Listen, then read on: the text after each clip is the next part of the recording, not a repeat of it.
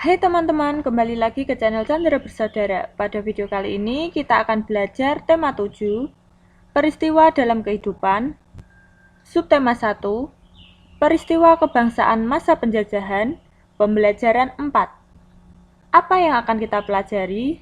Iya, hari ini kita akan belajar mengenai yang pertama peristiwa pada masa awal pergerakan nasional. Yang kedua kita akan belajar mengenai peristiwa Sumpah Pemuda dan kita akan belajar tentang keragaman suku bangsa. Sebelumnya jangan lupa subscribe ya supaya tidak ketinggalan video selanjutnya.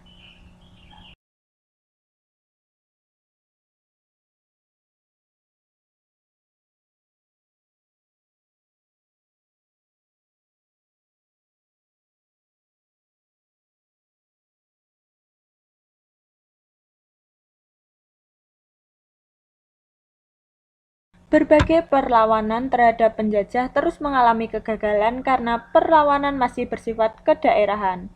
Kemudian lahir sistem perjuangan baru yang dikenal dengan kebangkitan nasional. Ya, kita akan belajar melalui teks bacaan yang berjudul Masa Awal Pergerakan Nasional tahun 1900-an. Pada masa ini, lahir banyak organisasi pergerakan seperti Budi Utomo, Sarekat Islam, Muhammadiyah, dan Indis Partai atau IP. Salah satu organisasi yang besar pengaruhnya terhadap pergerakan nasional adalah Budi Utomo. Pada hari Minggu, tanggal 20 Mei 1908, Sutomo beserta kawan-kawannya berkumpul di Jakarta. Mereka sepakat mendirikan Budi Utomo yang berarti usaha mulia.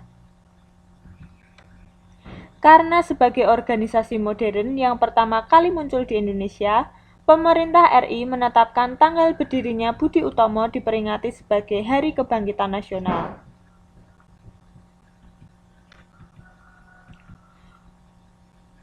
Ya, selanjutnya masa awal radikal tahun 1920 sampai 1927-an. Perjuangan bangsa Indonesia melawan penjajah pada abad ke-20 disebut masa radikal karena pergerakan-pergerakan nasional pada masa ini bersifat radikal atau keras terhadap pemerintah Hindia Belanda. Mereka menggunakan asas non-kooperatif atau tidak mau bekerja sama. Organisasi-organisasi yang bersifat radikal adalah Perhimpunan Indonesia atau PI, Partai Komunis Indonesia atau PKI, Nahdlatul Ulama atau NU, serta Partai Nasional Indonesia PNI.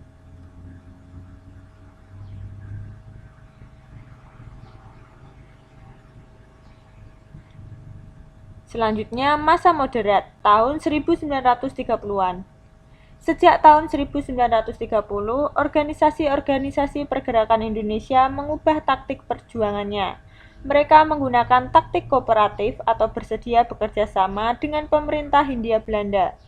Organisasi-organisasi yang berhaluan moderat antara lain Partindo 1930, PNI Baru, Partai Indonesia Raya atau Parindra, Gerakan Rakyat Indonesia atau Gerindo, dan Gabungan Politik Indonesia atau GAPI. Selain organisasi-organisasi di atas, masih banyak organisasi kepemudaan dan keagamaan lainnya yang ada dan berkembang pada masa itu, antara lain Pergerakan Tarbiyah Islamiyah atau PERTI, Majelis Islam A'la Indonesia atau IMAI, Jong Islam Mitin Bon Sumatera Tawalib yang lahir di Minangkabau, Persatuan Pemuda Kristen, dan Persatuan Pemuda Katolik. Nah, jawablah pertanyaan-pertanyaan berikut ini dengan tepat. Yang pertama, mengapa berbagai bentuk perlawanan terhadap Belanda sering mengalami kegagalan? Ya, jawabnya, karena perjuangan masih bersifat kedaerahan, perlawanan tidak dilakukan secara serentak. Masih bergantung pimpinan atau jika pemimpin tertangkap, perlawanan berhenti. Kalah dalam persenjataan. Belanda menerapkan politik adu domba atau divide et impera. Kemudian, bagaimanakah perubahan strategi perlawanan terhadap Belanda dilakukan oleh kaum atau golongan muda terpelajar? Ya, jawabnya, para kaum terpelajar ingin berjuang dengan cara yang lebih modern, yaitu menggunakan kekuatan organisasi. Nomor 3, peristiwa apa yang menandai lahirnya masa pergerakan nasional? Ya, jawabannya, peristiwa berdirinya organisasi Budi Utomo pada tanggal 20 Mei 1908.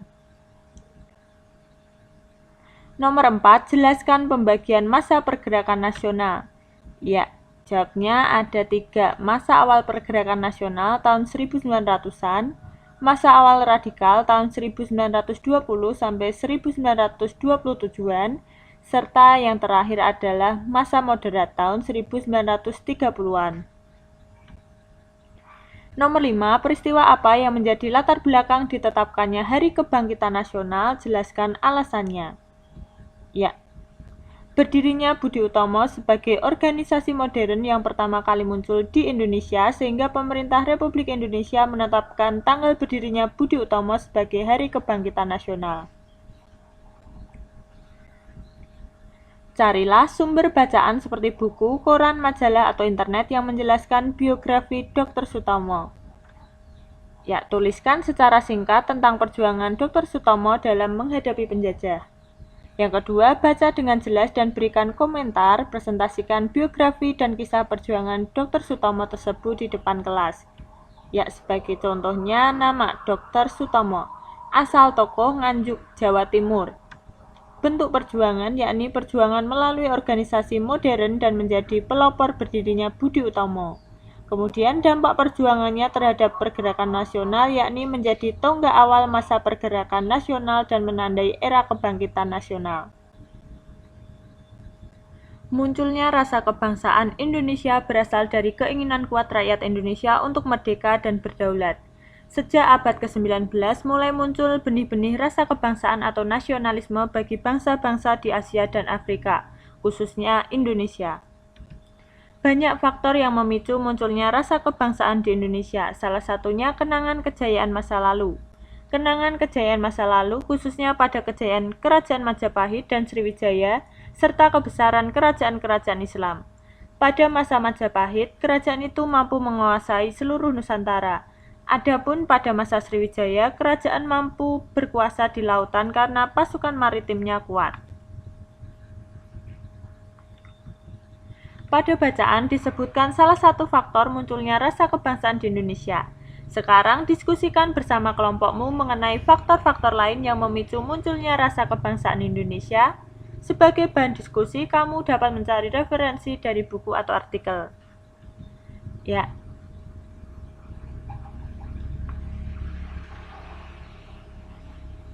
Ya, ada 2 faktor, yakni faktor internal dan faktor eksternal. Kita akan mempelajarinya satu persatu. Yang pertama, faktor internal, yakni kenangan kejayaan masa lalu pada masa kerajaan. Yang kedua, perilaku Belanda yang menyengsarakan rakyat Indonesia sehingga menimbulkan rasa senasib sepenanggungan rakyat Indonesia. Yang ketiga, lahirnya kaum terpelajar. Yang keempat, lahirnya kelompok terpelajar Islam. Yang kelima, lahir dan munculnya semangat persamaan derajat pada masyarakat Indonesia. Berikutnya, faktor eksternal. Yang pertama, perkembangan nasionalisme di berbagai negara, seperti pergerakan kebangsaan India. Yang kedua, adanya politik etis dari Belanda. Yang ketiga, peristiwa Perang Dunia I menyadarkan kaum terpelajar mengenai penentuan nasib bangsanya sendiri. Yang keempat, munculnya dorongan untuk melawan penjajah karena perbedaan ideologi. Yang kelima, kemenangan Jepang atas Rusia. Tahukah kamu, perkembangan masyarakat Indonesia pada masa munculnya rasa kebangsaan terjadi di berbagai bidang kehidupan, diantaranya sebagai berikut. Yang pertama, ada bidang pendidikan. Perkembangan pendidikan menyebabkan munculnya para cendekiawan, baik hasil dari pendidikan barat maupun pendidikan di Indonesia. Para cendekiawan ini menjadi pelopor dan pemimpin munculnya organisasi-organisasi pelajar dan mahasiswa untuk melawan penjajah, seperti Dr. Sutomo dan organisasi Budi Utomo. Yang kedua, ada bidang ekonomi. Ada upaya untuk penghapusan eksploitasi ekonomi asing. Tujuannya untuk membentuk masyarakat yang bebas dari kesengsaraan dan kemelaratan serta meningkatkan taraf hidup bangsa Indonesia. Yang ketiga, ada bidang politik. Banyak muncul organisasi-organisasi pergerakan yang menyuarakan aspirasi masyarakat pribumi yang telah hidup dalam penindasan penjajah. Mereka ingin menghancurkan kekuasaan kolonial di Indonesia. Mulai muncul paham-paham baru seperti nasionalisme, liberalisme, sosialisme, demokrasi, dan Pancasilais-me. Semangat nasionalisme pada masa ini digunakan sebagai paham atau ideologi bagi organisasi pergerakan. Salah satunya Partai Nasional Indonesia yang diketuai oleh Insinyur Soekarno. Yang keempat, bidang sosial dan budaya. Melakukan pembentukan identitas nasional seperti penggunaan nama Indonesia untuk menyebut negara kita. Hal ini diawali oleh J.R. Logan pada tahun 1850 dan istilah Indonesia makin populer sejak Sumpah Pemuda 28 Oktober 1928. Ada upaya untuk melindungi, memperbaiki dan mengembalikan budaya bangsa Indonesia yang hampir punah karena masuknya budaya asing sejalan dengan masuknya penjajah di Indonesia. Nah, ayo berdiskusi. Pengaruh perkembangan dan keadaan masa munculnya rasa kebangsaan pada masa sekarang di bidang pendidikan. Ya, jawabnya, karena adanya politik etis dari Belanda, muncul banyak kaum terpelajar dari bangsa Indonesia. Para kaum terpelajar ini menjadi pelopor kesadaran rasa kebangsaan senasib sepenanggungan.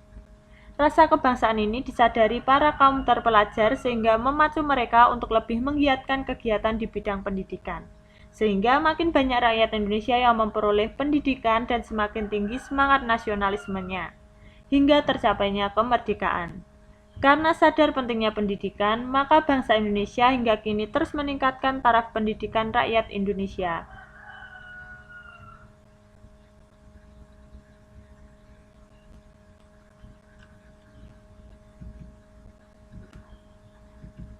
Pengaruh perkembangan dan keadaan masa munculnya rasa kebangsaan terhadap kehidupan masa kemerdekaan hingga sekarang di bidang ekonomi.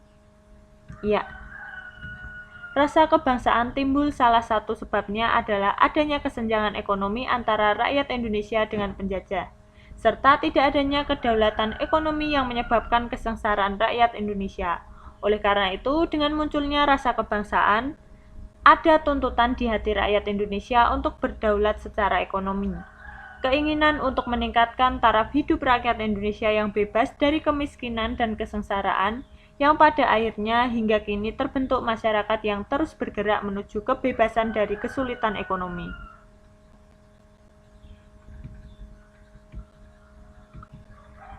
Ya, pengaruh perkembangan dan keadaan masa munculnya rasa kebangsaan terhadap kehidupan masa kemerdekaan hingga sekarang di bidang politik. Ya, dengan munculnya rasa kebangsaan ada tuntutan untuk kebebasan mengeluarkan pendapat, kebebasan dalam memakai paham-paham baru seperti nasionalisme, liberalisme, demokrasi, dan sosialisme.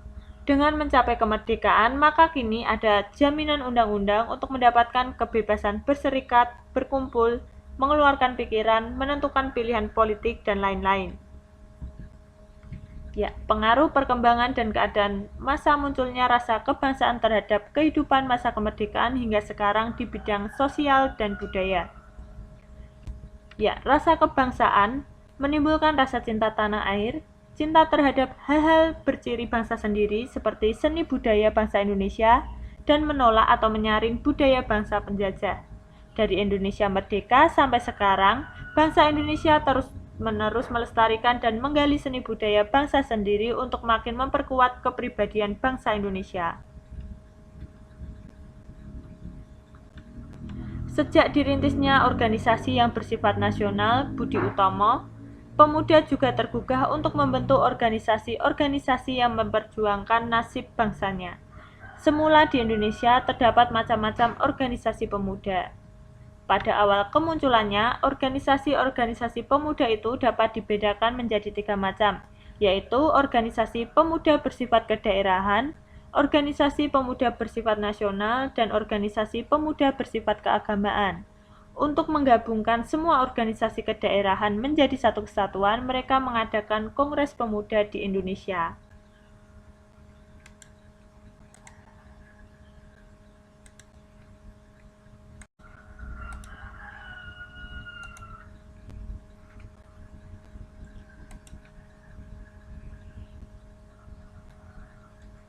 Ya, kita akan belajar mengenai teks bacaan yang berjudul Peristiwa Sumpah Pemuda 1928.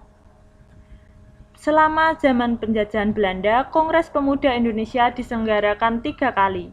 Kongres Pemuda Indonesia I berlangsung di Jakarta pada tanggal 30 April sampai 2 Mei tahun 1926, diikuti oleh semua organisasi pemuda.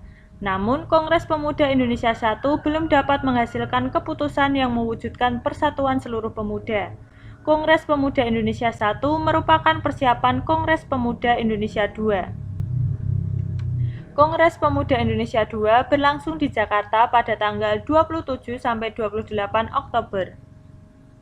Pusat penyelenggaraan kongres tersebut di gedung Indonesia's Club di Jalan Keramat Raya 106, tetapi keseluruhan sidang diselenggarakan di 3 tempat. Pemuda bekerja keras mempersiapkan segala sesuatu yang diperlukan, termasuk menyusun panitia kongres. Pada malam penutupan tanggal 28 Oktober 1928, Kongres Pemuda Indonesia II mengambil keputusan sebagai berikut.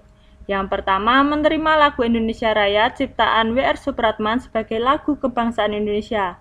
Yang kedua, menerima Sang Merah Putih sebagai bendera Indonesia.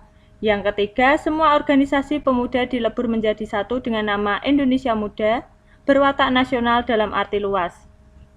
Yang keempat, diikrarkannya Sumpah Pemuda oleh semua wakil pemuda yang hadir. Ya, isi ikrar Sumpah Pemuda. 1. Kami putra dan putri Indonesia mengakui bertumpah darah yang satu tanah air Indonesia. 2. Kami putra dan putri Indonesia mengakui berbangsa satu bangsa Indonesia. 3. Kami putra dan putri Indonesia menjunjung bahasa persatuan bahasa Indonesia. Ayo temukan kosakata baku dan tidak baku pada bacaan berjudul Peristiwa Sumpah Pemuda 1928. Kemudian carilah arti katanya di Kamus Besar Bahasa Indonesia. Bertanyalah pada gurumu atau berdiskusi. Ya, sebagai contoh kosakata pada bacaan yang ditemukan yakni kosakata baku zaman. Arti katanya jangka waktu yang panjang atau pendek yang menandai sesuatu. Disebut juga masa. Kemudian yang kedua, kongres. Arti kata pertemuan besar para wakil organisasi untuk mendiskusikan dan mengambil keputusan. Yang ketiga, pemuda. Artinya orang muda laki-laki, remaja, atau teruna. Kemudian yang keempat ada organisasi. Arti kata kelompok kerjasama antara orang-orang yang diadakan untuk mencapai tujuan bersama. Yang kelima, panitia. Artinya kelompok orang yang ditunjuk atau dipilih untuk mempertimbangkan atau mengurus hal-hal yang ditugaskan kepadanya. Dan yang terakhir, ikrar. Artinya janji yang sungguh-sungguh. Ya, selanjutnya ini adalah inti dari Sumpah Pemuda. Disajikan dalam bentuk peta pikiran. Yang pertama, kapan Kongres Pemuda dilaksanakan? Ya, 28 Oktober tahun 1928. Selanjutnya, di manakah Kongres Pemuda dilaksanakan? Ya, Kongres Pemuda Indonesia II berlangsung di Jakarta pada tanggal 27 sampai 28 Oktober.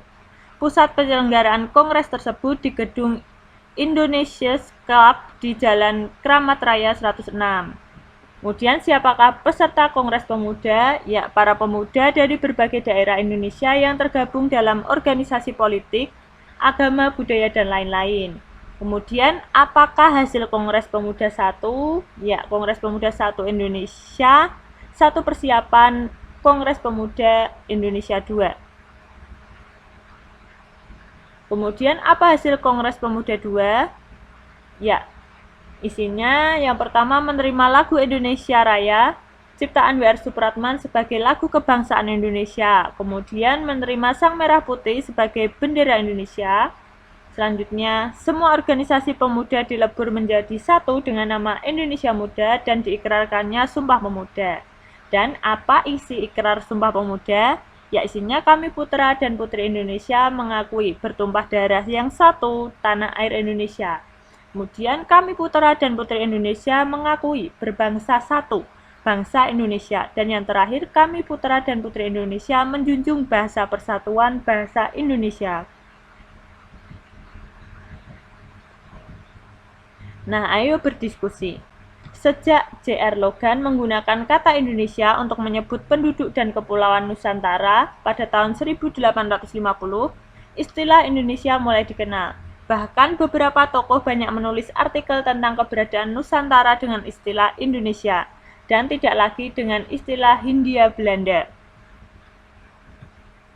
Dalam perkembangan selanjutnya, istilah Indonesia dijadikan sebagai nama organisasi para mahasiswa Indonesia di negeri Belanda, yaitu Perhimpunan Indonesia atau Indonesisch Vereniging. Istilah Indonesia makin populer setelah ditetapkannya Ikrar Sumpah Pemuda. Sekarang diskusikan bersama temanmu arti penting penggunaan istilah Indonesia bagi perjuangan bangsa Indonesia. Adakah hubungannya dengan proses pergerakan bangsa Indonesia? Ya, jawabannya kata Indonesia menjadi identitas bagi rakyat Indonesia dalam memperjuangkan suatu negara untuk merdeka. Harus ada nama untuk suatu negara yang hendak didirikan oleh rakyat Indonesia. Dan kata Indonesia terpilih oleh rakyat yang dulu bernama Hindia Belanda. Kata atau istilah Indonesia menjadi penting dalam pergerakan dan perjuangan bangsa Indonesia. Kata Indonesia menjadi pemersatu pergerakan dan dijadikan sebagai lambang pergerakan pada masa tersebut.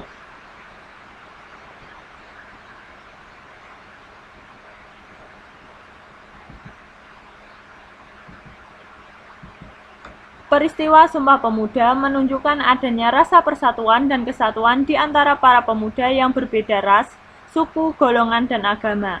Memang demikian seharusnya, walaupun berbeda ras, suku, golongan, dan agama, tetapi derajat kita sama sebagai manusia. Tidak ada manusia yang lebih tinggi dan tidak ada yang lebih rendah. Tahukah kamu, perbedaan antara satu suku dan suku lainnya hanya terletak pada bahasa dan adat istiadatnya, serta sistem kekerabatan.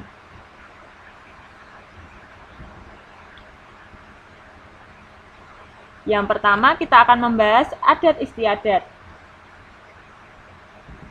Setiap suku bangsa pasti memiliki adat istiadat tertentu, meliputi upacara adat dan kebiasaan-kebiasaan lain. Kebiasaan-kebiasaan tersebut sudah dijalankan secara turun-temurun dalam suatu suku. Contohnya, upacara pembakaran mayat atau ngaben di Bali.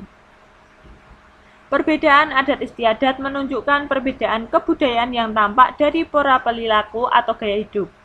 Pola perilaku orang Batak yang suka bicara terus terang sehingga terkesan tegas dan keras sangat berbeda dengan pola perilaku orang Jawa Tengah, khususnya Solo dan Yogyakarta, yang suka berbicara hati-hati penuh dengan sindiran secara halus.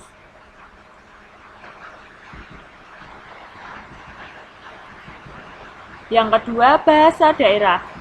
Tiap suku bangsa biasanya memiliki bahasa daerah tertentu.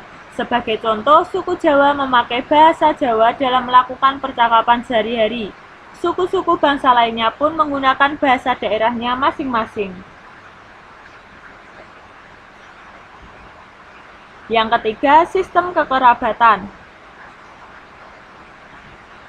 Sistem kekerabatan merupakan sistem keturunan yang dianut oleh suku bangsa tertentu berdasarkan garis ayah, garis ibu, atau kedua-duanya.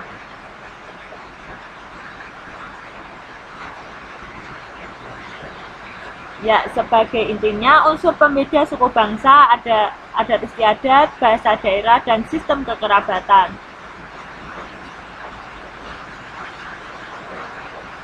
Lakukan wawancara untuk mengetahui keragaman yang ada di lingkungan tempat tinggalmu. Lakukan wawancara untuk memperoleh data tentang suku bangsa yang ada di lingkungan sekitarmu. Misalnya 1 RT. Sebelum melakukan wawancara, lakukan persiapan-persiapan seperti berikut. Ya, yang pertama menentukan narasumber, bisa orang tua, tetangga samping kanan rumah, tetangga samping kiri rumah, tetangga depan rumah, Pak RT, atau Pak RW.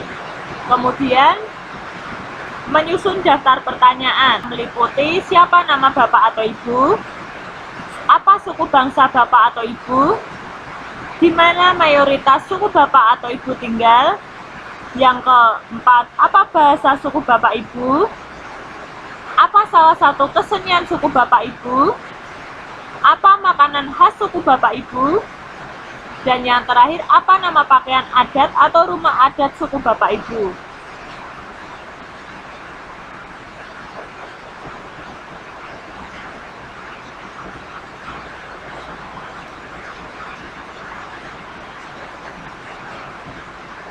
Dengan mempelajari pergerakan kebangsaan Indonesia, kita makin tahu sejarah perjalanan perjuangan bangsa Indonesia.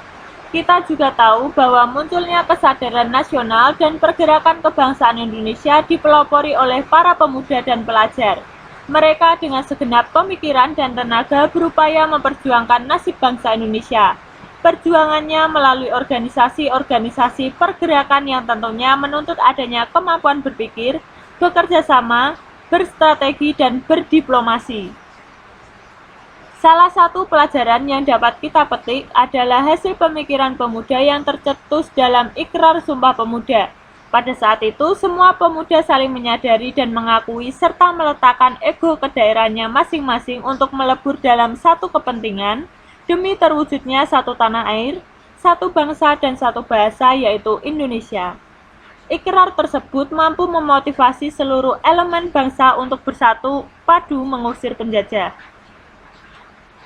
Demikian pembelajaran pada video kali ini, semoga bermanfaat ya, dan sampai jumpa di pembelajaran berikutnya. Bye-bye.